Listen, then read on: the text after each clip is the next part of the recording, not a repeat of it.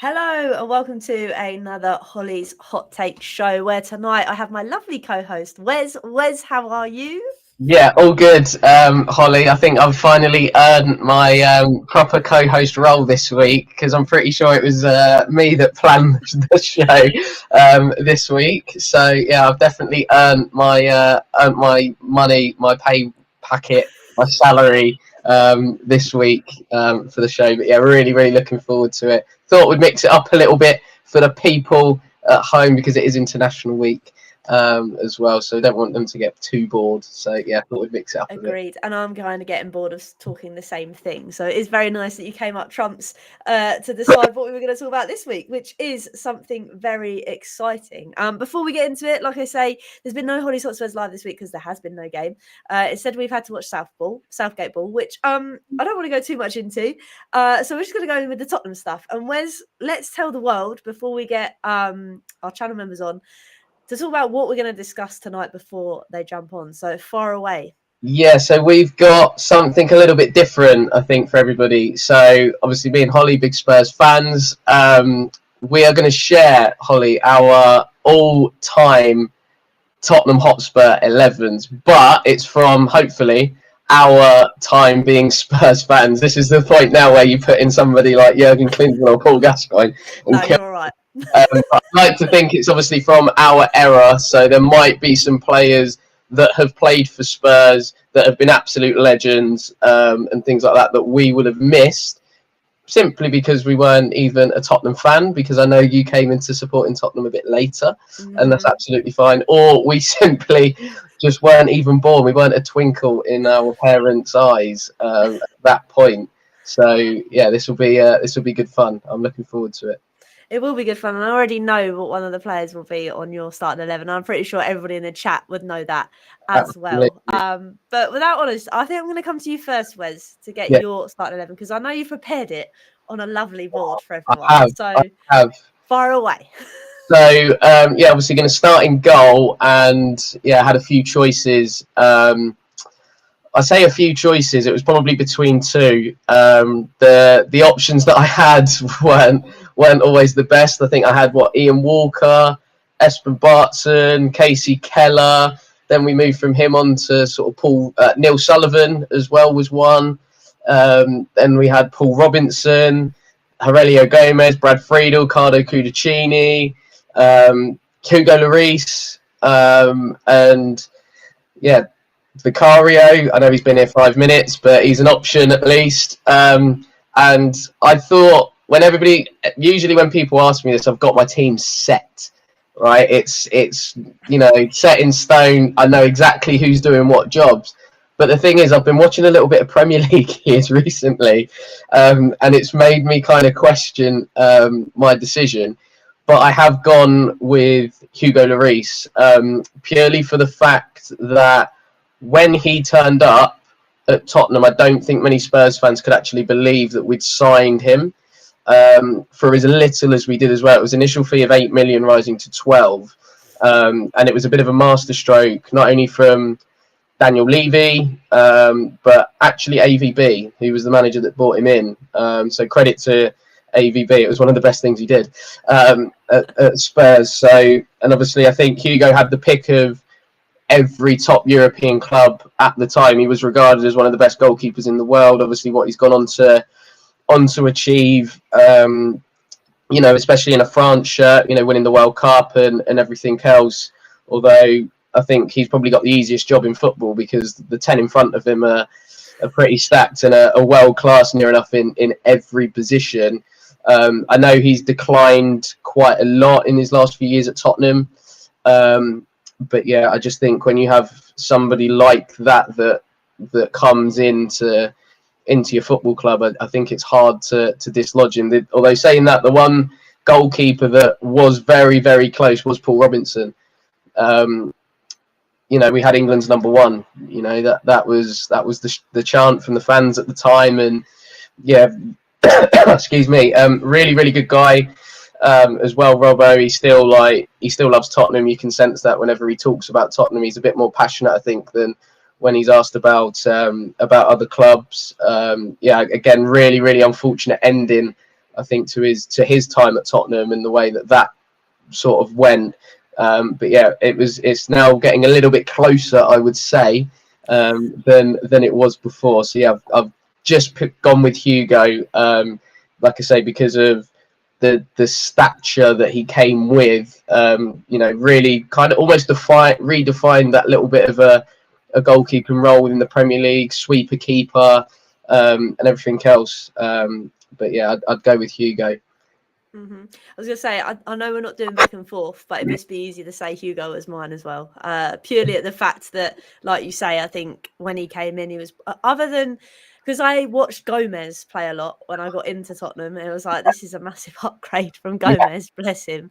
And I know that Kevin's also said Jennings. Sadly, Jennings was a bit before my time, but I do know who he is. But go on, Wes, who are your back four, your back three, or what's your kind of going with your back line? So I've got a back three, back five, however you want to look at it. I've had to go that way to get some players in, but really, really tricky. So my three centre halves are Toby Alderweireld, Ledley King in the middle, and Super Jan as my left-sided centre-back.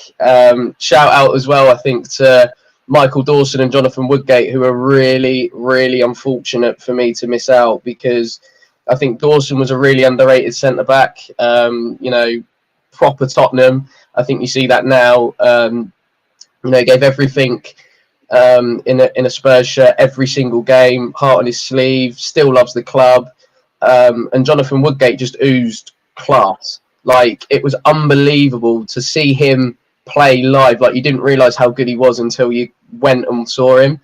And yeah, when you're watching him, you could see why he's ended up at Real Madrid at a point in his career.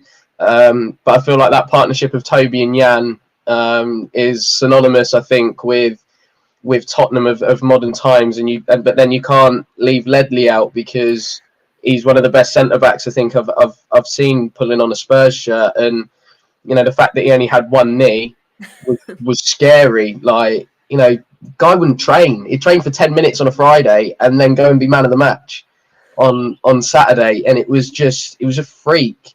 But I think he'd be perfect as well in the modern day, in terms of bringing the ball out, stepping into midfield, comfortable off both feet. And I think would be really, really good as well at sort of covering Toby and Jan if they ever got caught out of position, which was very, very rare. And I know obviously Toby and Jan have got experience playing in a three. We did that a lot in the final year at White Hart Lane, and they've done it plenty of times as well for Belgium as well. And then, excuse me, my fullbacks or wingbacks, can't really look past the dynamic duo from Yorkshire. Kyle Walker on one side, Danny Rose on the other. I don't think I was blessed with many options here. It was, either these two, I think Stephen Carr, Noe Pamaro, Maurizio Tirico, Timothy Atuba, bless the Gold Nikes, those that remember him. Didn't really have too many options at fullback or at wingback. Vedran Korluka as well was an option. And then I think since Walker and Rose, we've massively declined, I think, in that excuse me. Oh, I'm dying, sorry. In that sort of part of the pitch, we've massively declined. As everybody sort of knows, we've found it really, really difficult to replace them. Although I think your doggy is gonna be an absolute superstar. Again, watching him last night, I know he got another sort of early booking. But again, thought he played really, really well in full international debut, big stage, and I thought he handled himself really, really well. And I mean, you look at how Kyle Walker's playing even now at the age of 33. It's remarkable to kind of see what he's doing in the longevity. And I think he's almost the standard for players in that position. Obviously, he can play right-sided centre back. We've seen that a lot for England. But when you talk about fullbacks, Kyle Walker, bang. First name down, pretty much. It's the same for me as well. I know I keep doing this. I shouldn't keep jumping in, but I was Walker and Rose, and I split up the Toby and Jan duo, and I put the man with one knee and Vertonghen in at the back. So I went for a back four because that's all I know. But Yeah, I like the fact that we picked out the same kind of guys for our oh my god, I can't speak. Left and right backs. I think that is definitely, like you said, that was the Because first it two was a names I put crowd, down. that's why didn't have much. They weren't up against much, No. and things like that. But no, obviously Danny Rose, Tottenham legend, I think for his debut goal against Arsenal. I remember that game and watching it in a pub. I was on holiday with my mum and dad, and yeah, watching it in a pub with some Arsenal fans, and he's hit it, and we've all like jumped up and celebrated. There's a few sort of Arsenal fans in there as well that weren't best pleased to see some Spurs fans like actually celebrating. And then obviously Bale put us 2-0 up. We were going mental again, and then obviously Arsenal I think scored, and they tried to give a little bit back, which sort of fell on deaf ears really. I remember it well. That was 100%. But Wes, we're moving on to midfield, and I already know one player's name that's going to be within your squad in midfield. So far away, go for it. So obviously, I'm going to have the greatest of all time in there, Moussa Dembele. For me, the best that I've seen in a Spurs shirt. You know, unbelievable footballer, and every player wants him on their five-a-side team. That says it all. So yeah, Moose is in there. Alongside him is a little magician, a Ballon d'Or winner, and still performing at the highest level at the ripe old age of 38. It's Luka Modric. Like, Luka Modric gave me a little bit of hope as a player that I could potentially play in the middle of midfield. So yeah, there was like, you know, I think when I was playing, people didn't really know where to play me. They didn't know whether I was a centre mid, play off either wing, play as a number 10, that kind of stuff. And Luka just came in, and I just loved watching him. I mean, I still do now. Obviously, I don't watch Real Madrid as much, but whenever I get to watch Real Madrid, I'm just still in awe that he still moves in the same way that he did like 10, 15 years ago. He still plays in that same way, even now, you know, and like I say, from when we signed him, there was a lot of hype about him. I think it took him a little while to get going, but once he got going, he was just unbelievable. You know, the way he would drop deep and entice a player in and just turn away from them and drop a shoulder. It was just brilliant. And I think he was definitely a key cog in our Champions League run. And just a wonderful, wonderful technician and a wonderful footballer. And I'm so pleased that I got to watch him. So I've got Luka and Musa as my two, but in front of them is a player that just got it. He got us and we got him, and he was a snip at 8 million of the Queen's finest at the time, Rafael van der Vaart. Honestly, if this guy had an inch of pace about him, he would have been world class, and he was different gravy for Spurs. Yeah, just loved it. Just loved him. Like I say, he got us, we got him. What a footballer! What a joy it was to watch him. Few players that missed out actually. Michael Carrick was one. I loved Michael Carrick at Tottenham. Genuinely loved Michael Carrick at Tottenham. My dad never saw it, but I was like, no, Dad, he's wicked. Like I say, my dad never saw it with him, but I was like, no, honestly, like you'll get to see it eventually. And I think he did when he was at Man United. And again, I think he's another underrated player that we've had over the years.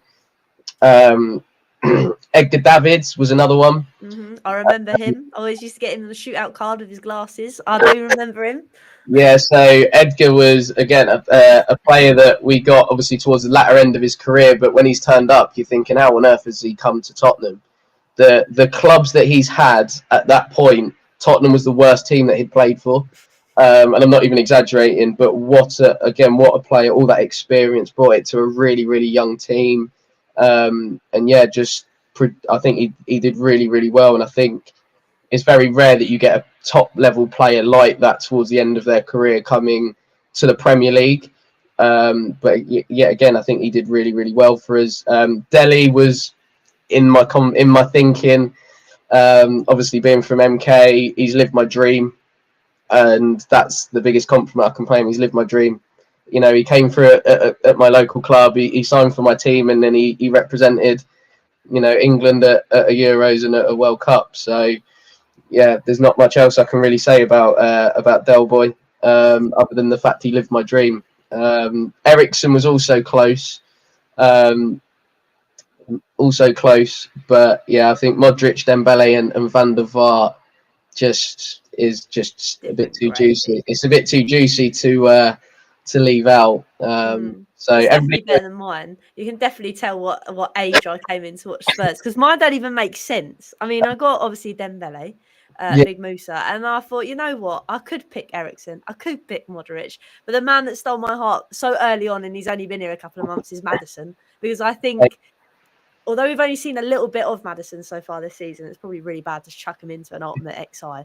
But I think that I know lots of people are comparing him to Eriksen. Don't get me wrong, I bloody loved Eriksen, but I feel like he is the Tottenham man, and I think he lives and breathes Tottenham, and he's only been here for a short while. So that's why I stuck Maddison in there. And like I say, my formation doesn't really make any sense. So I'm going to let you carry on, and then I'll just blurt some names that I've chose.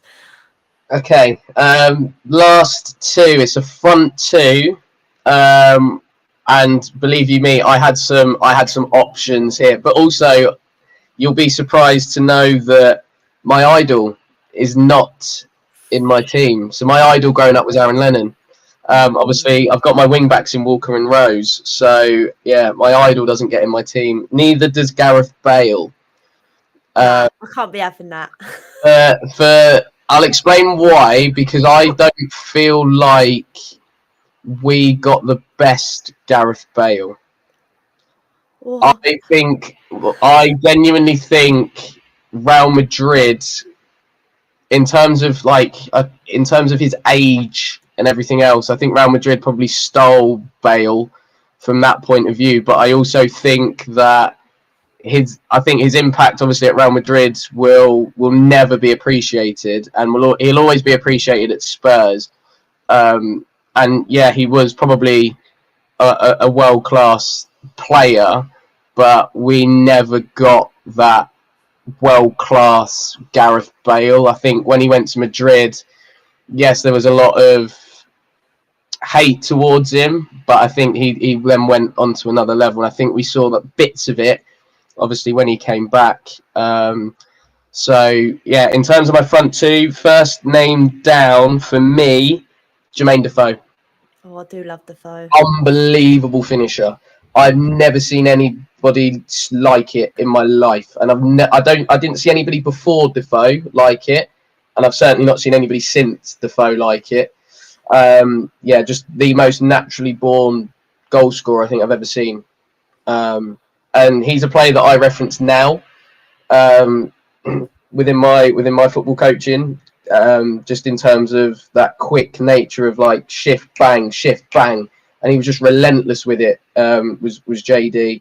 Met him a few times as well. Really, really nice guy to go with it. But yeah, Defoe 100% is in there, and to partner him, I can't really look past our all-time record goal scorer, so Harold Edward Kane, because I think he can pretty much do everything, and I think everybody will appreciate him when he retires.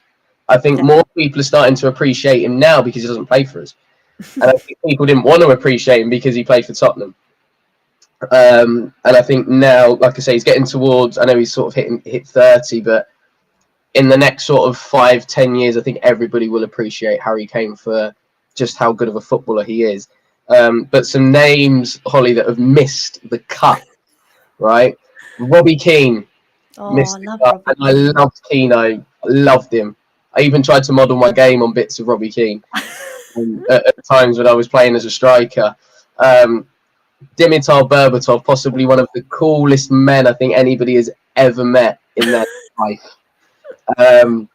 Teddy Sheringham, another one who just oozed class, and I think is a dying breed of player, especially at that time where it was sort of him and Bergkamp that were probably the two most similar in terms of that. Okay, they're a striker, but they like to drop into the pockets and almost be that number 10 when, especially in the Premier League at that time, number 10s weren't really a thing.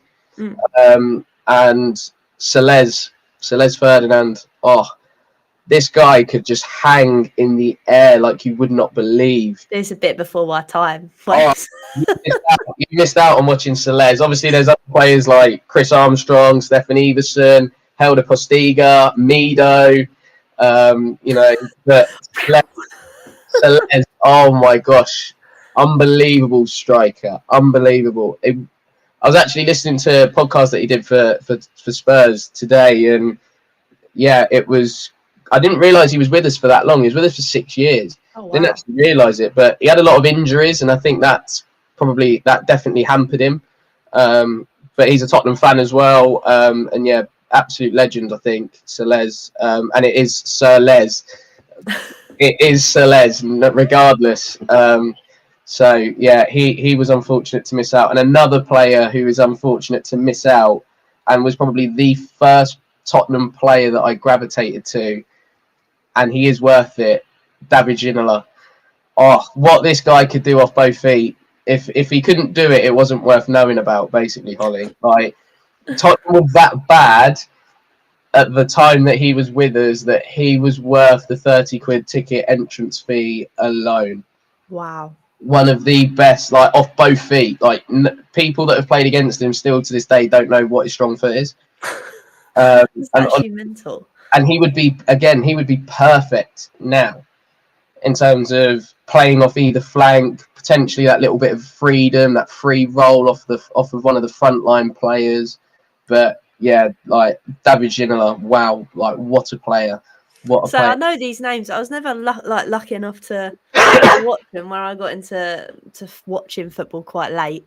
Obviously, like you said, you mentioned Robbie Keane, Defoe, Asu Akoto as well. I remember him. Like I remember people's names, but obviously that was at it was probably around 2008 time, just well, the time we won the cup, and that was the only cup. So probably I'm the bad luck charm, to be honest. I mean, Darren's saying even his mum fancied Ginola, so that says it all.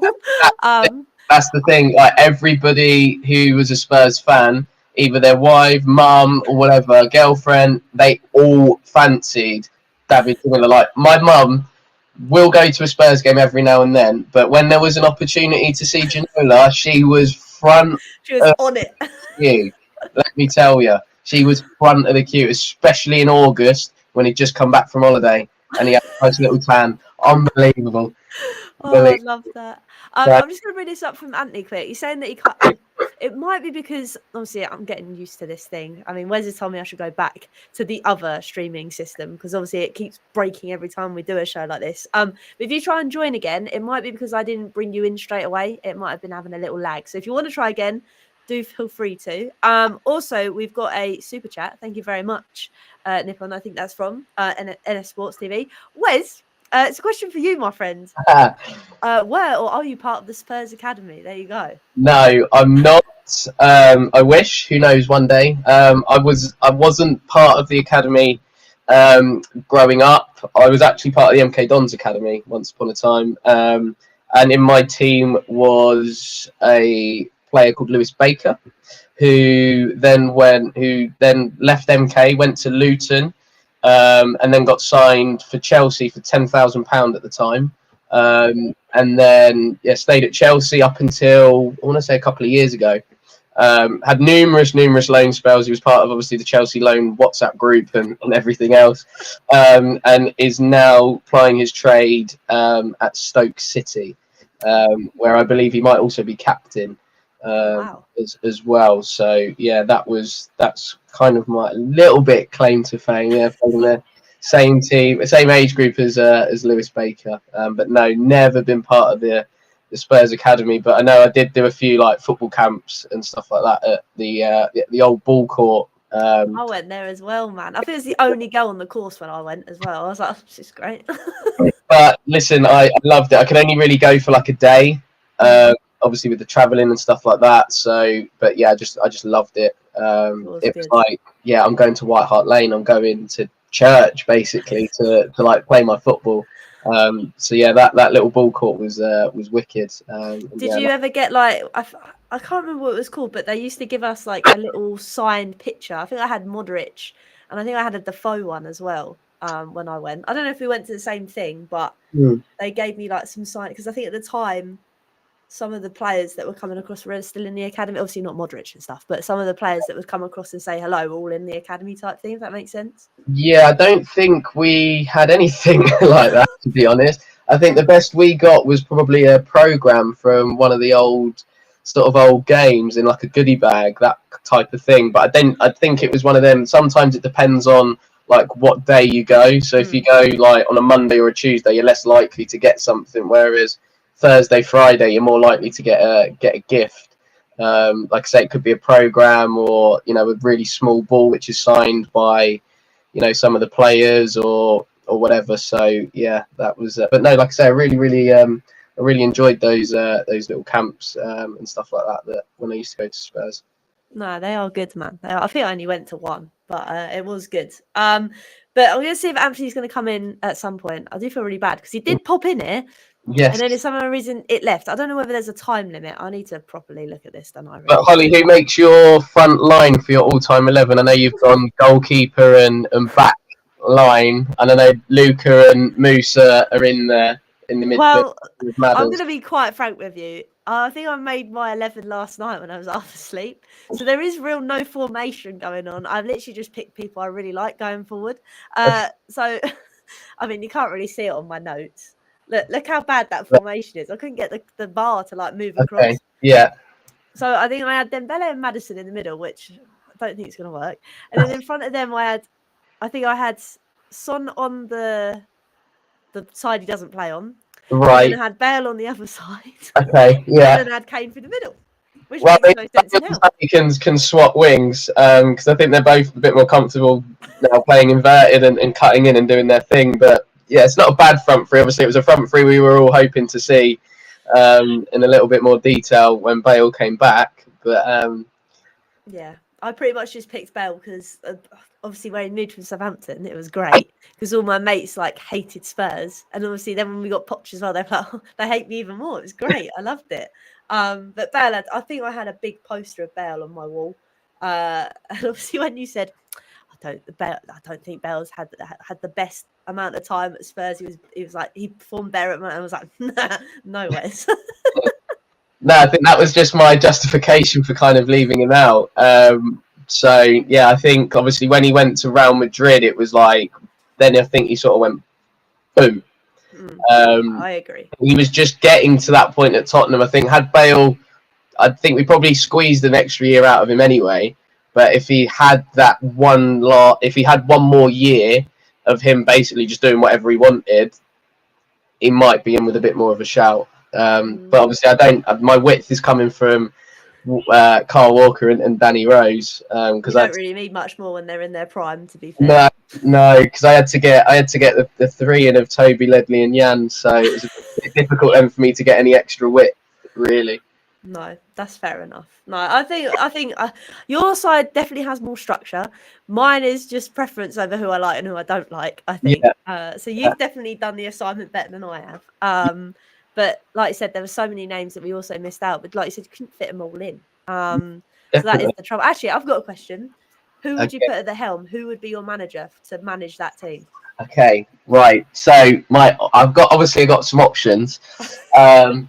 Because I think, I started following Spurs when we had. I'm just trying to think who was manager. So obviously, I didn't see Jurgen Klinsmann either, so that's why he doesn't make the cut. And I know he would be in the conversation for a lot of people. So I want to say when I first started following and supporting Spurs, Glenn Hoddle would have been in charge at the time. Remember going to a game end of season against Man United. Absolutely turned them over 3-1. Second half at White Hart Lane, all the fans were singing was Glenn Hoddle's Blue and White Army for 45 minutes. It was unbelievable. Never heard anything like it. Then obviously we had like David Plee. We've had Jacques Santini. I loved Martin Jol. Uncle Martin. Loved Martin Jol. Was really, really harshly treated at the football club. So yeah, Martin Yole would have been in there. We had Juan de Ramos, last manager for us to actually win something, which is frightening. It is. Yeah, we had Juan de. Then we went from him to Harry Redknapp.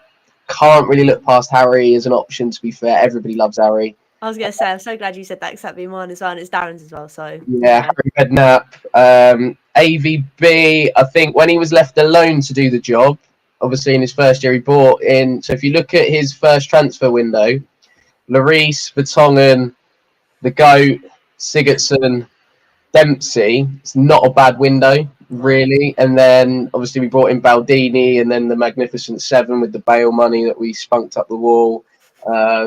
Yeah, not ideal. The gaffer, MP. Going for MP. Gotta be. He's a gaffer. No, I'm going for Harry, man. Maurizio gave me the best night of my life. Like, honestly, gave me the best night of my life. To see Tottenham in a Champions League final, I never thought would happen, because it didn't happen to little old Tottenham.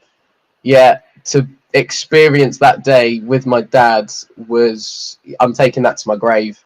You know, and I think the best thing is he did it without spending a penny. Like, everybody in this country probably spent more on a lunch than what Pochettino did in that season. So yeah, I think it's got to be the gaffer. It's got to be Maurizio. I absolutely loved him, and I think because I was a fairly young person at the time, going through like my coach, starting out on my sort of coaching journey, looking for somebody to kind of look up to, and we were playing bloody well at the time. It just kind of fitted for me. I know that people that have met him and spent time with him and just said how good he was and is as a person. So, you know, I had some players that I worked with who were Chelsea fans. They went up to the training ground recently, and he was the only one that took time. And they've said, and people that have worked at Chelsea for a long time have said he's the only person to go around, shake everybody's hand and have a little bit of a chat with them, whereas the other ones, it's a bit of a wave and stuff like that. And I think as David or Darren had said there, Poch got us talking about winning the big prizes. And that was, I think Carragher summed that up on a Monday Night Football, and I reference it a lot in terms of Poch's time. It was, he made us believe we could win the Premier League and the Champions League. We'd never been in that situation before as fans. And it was like, yeah, like, and it got to the stage a little bit similar to, I think, with Klopp at Liverpool, where everything he said, you hung on every word. And I know Liverpool fans do that with Jurgen Klopp now. Like, he is the voice of the red half of Merseyside. So anything he says is gospel. Whereas Poch was like that at Tottenham. And yeah, like I say, he gave me the best night of my life. Like, to see Tottenham in a Champions League final, to be there in Madrid was just unbelievable. And yeah, it's something that I'll never ever forget. And I know it didn't end well, but bloody hell, it was some rise. It was some rise. Although saying that, I didn't mind Jose to a certain degree. I liked his character. Football. I think the documentary highlighted that I like Mourinho as a person. I don't like his brand of football. Mm-hmm. Conte is somebody that I probably would play for, but then I'd fall out with very quickly. And then you got the gaffer now, Big Ange. I mean, he's getting to that stage where he'd run for a brick wall for him. But yeah, I think if I had to pick one, it would be the only MP that most Spurs fans could ever trust. Yeah, until we went to the other side. But hey, it's fine. We're still talking about our all-time Spurs managers and players, so that's fine. But I'm glad you mentioned Ange, because obviously coming up, we have got some night fixtures, Wes. Now, I'll get this wrong all the time. We do have Fulham first, correct? We do. Monday. Yeah. Fulham is first next Monday, and I'm so glad to have Ange back, because I can't watch Southgate Paul for very much longer. So, Wes, going into obviously Monday, what are your kind of thoughts and feelings? Yeah, I think this game's going to be a tricky game. I think Fulham aren't a side to be underestimated by any stretch of the imagination. I know they haven't possibly started the season as well as they did and you know how well they did last season. I think everybody was expecting them to kick on. They've had a few problems, obviously the Mitrovic situation. some really interesting stuff going on with Willian. Paulinia's situation, obviously deadline day. But what I do quite like Marco Silva in terms of how he's got this Fulham team operating. Like, the whole Paulinia situation could have been handled very, very differently, and we could still be talking about it now. But the way he's just gone, right, it's done. That's it. You're back now. You're a Fulham player. Get on with it until January at the very least. And Paulinia, credit to him, has got his head down and started to put in some really, really good performances. And you can see why the likes of Bayern Munich were linked with him. I think he's been a brilliant player for Fulham over the last sort of year or so. And I mean, last season I think it was like most tackles in the league. It's going to be a really, really interesting game. And yeah, like I say, Fulham aren't going to be a team that we can take lightly. I know we've got potentially a few doubts with certain players, but I'd like to think even then we have this sort of inner resilience, I think, now, which means that we can get the job done. I'd like to think that we are in that position on Monday night. I'd like to think so. It'd be quite interesting to have a night game, obviously, on a Monday. So then we straight away have, obviously, that Friday game as well, which I believe is against Palace. I'm so out of the loop now. I can't remember what's going on.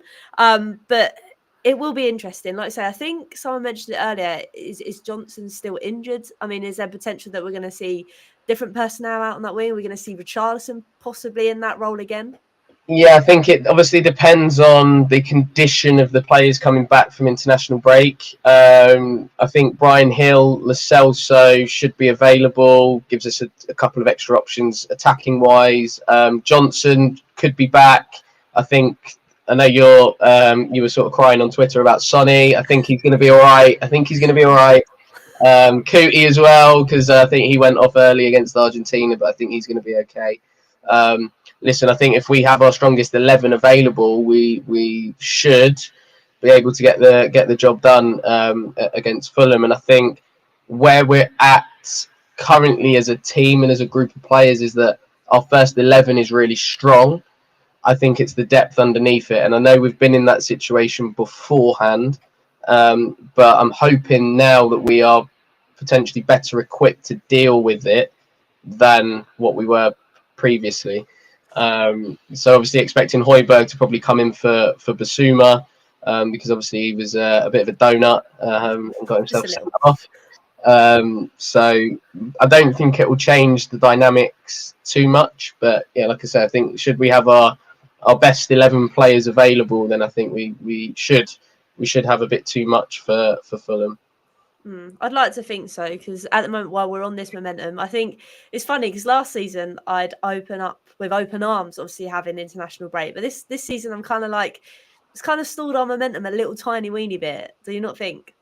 A little bit. I think it's just the feel good factor amongst the fans. Like, we all want to watch our football team again. Like, we want to go to games as fans. We want to see this team, and that's a big credit to ANGE and the recruitment team for getting in the right players, and obviously ANGE doing his workout on the grass every day with his coaching team. And yeah, I think it's just a real feel good factor around the football club again. And I think ANGE has been a big part of that. Getting everybody on side, uniting everybody, and like I say, it's one of those. It feels like at the minute, like I say, everybody wants to go to watch games, and I think I mentioned it last week. The fact we've not got that European football means we're kind of having to wait that little bit longer, and it's like the weeks become longer. So it's like, it feels ages. It really does. And obviously, because we were the early kickoff before the international break, it's like, well, we've had the rest of that Saturday, we've had the Sunday, and then we've had like 2 weeks international. And then we've got to wait a couple extra days because we're the Monday night football. But then it's like that turnaround's a bit quick, because then with the Friday night football against Palace, which is going to be another tricky assignment. Definitely. And I think that's the thing. I think the fact that they are both London games as well adds that, not pressure, but adds that bit more of a, right, we've got to keep this momentum going. And I think that it'll be interesting to see, and I don't want to tempt fate. I'm hoping it's not going to be against Fulham. I'm hoping it's not going to be against Palace, and I definitely hope it's not against Chelsea. But what's going to happen if we do lose? Is it going to be an absolute capitulation, or are we actually just going to fight through it and restart again? Or what? And I think I asked you this last week, and this will be the last point I ask you. But what do we do if we get to that point? What do you think will happen? I think as a fan base, we need to take it in isolation, and just go, look, it's a defeat. We're going to get bumps in the road, and we're gonna lose games of football. You know, it's natural. We're not equipped to go a whole season undefeated. You know, it's going to happen, but I think the reaction from it, and I think the reaction to a defeat will be better than it was under Conte, like it was under Jose and Nuno, because the style of football and the brand of football that we get to see is actually exciting. Like, we could lose games, but we know that we're going to have a bloody good go at trying to win it. So I think that's the key. But when you hire managers like a Jose or a Conte, it's style versus substance. Like, do we want to play this nice football, or are we here to win titles? And I think obviously Jose and Conte were there to win titles, whereas we wanted it done in a certain way. So hopefully Ange is going to bring the balance one day. I'm not putting pressure on him to win anything this year by any stretch of the imagination. I think if we finish top 6 this year, I think that will be a fantastic season. So yeah, but I think the reaction to a defeat, I think, like I say, will be better from the fan base because of what we're being served up. When you're getting served up dull, boring football, and you've had to watch your team try and counter-attack against a team that's lower down the end of the table, what we doing? Like, really, like, I was at Bournemouth away last season, and it's like we're 2-0 down, and Kiefer Moore is bullying Davinson Sanchez and Clement Longley. You know, like, Kiefer Moore not long ago was playing non-league football, and he's bullying 2 international centre halves. Like, what on earth's going on here? You know, fortunately we pulled it back. I ended up on match of the day for my celebration, bit of limbs in the away end, but it was kind of that feeling, you know, where what are we doing with ourselves and with our lives? Like, why are we getting bullied by Bournemouth? You know, a team that had just come up. Why aren't we taking the game to them and getting in and getting like a 3-4-0 win? I know we didn't this season, but we played completely different.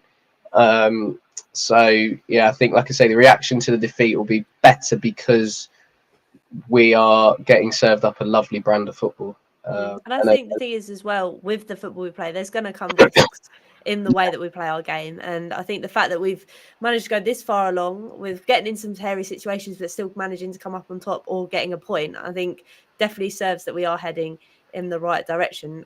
Just hope that we obviously get 3 points on Monday after international break. That would be lovely to set us up obviously for that Friday night game as well. But Wes, it's been a great evening tonight.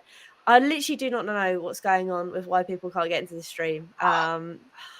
It's really one. I think I might just go back to the other streaming thing. We knew where we were with the other one, Hollie. We knew where everything was. know. Changing your phone, and you've gone from like an iPhone to an Android. You don't know where everything is. I know, but if it's like anything like the Google Pixel, man, it gets better. So I just need to persevere. But Wes, it's been great to have you on again. You had an amazing idea to do something different tonight. In the full faith that guests wouldn't be able to come on again. I just give up, man. But it's been a pleasure. Let everybody know where they can find you. I know you've already said Dembele's name once tonight, but yes. I'm going to let you do it again. So away. Please, I never get tired of saying that man's name. Right, here we go. Outro. Twitter, @Wezo10, unofficial Mr. Dembele fan account. Tend to not get involved too much on Twitter because I will just end up saying stuff that I will end up regretting or getting banned. But yeah, I am on Twitter, so yeah, feel free to drop us a follow. I'm on Instagram as well @Wezo32, usually at a Spurs game or here, there, and somewhere, anywhere. I was at Old Trafford last week for a university event, which was quite nice. Although I missed out on a trip to Wembley today for a similar thing, but you know, it is what it is. So yeah, usually at a Spurs game somewhere, whether that is in the South Stand or sitting elsewhere in the ground.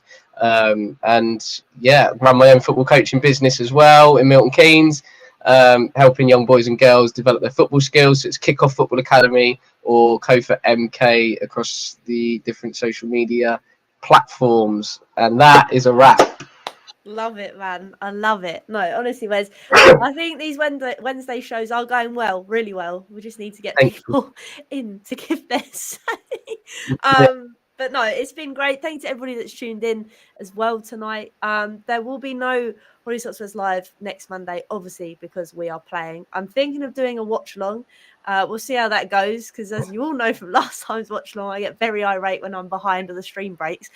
So we'll see how that goes. But we will be here next week, me and Wes, for that show. So make sure you're about for then. And until next time, come on, you Spurs. Come on, you Spurs. This is where I don't know where anything is. There we go.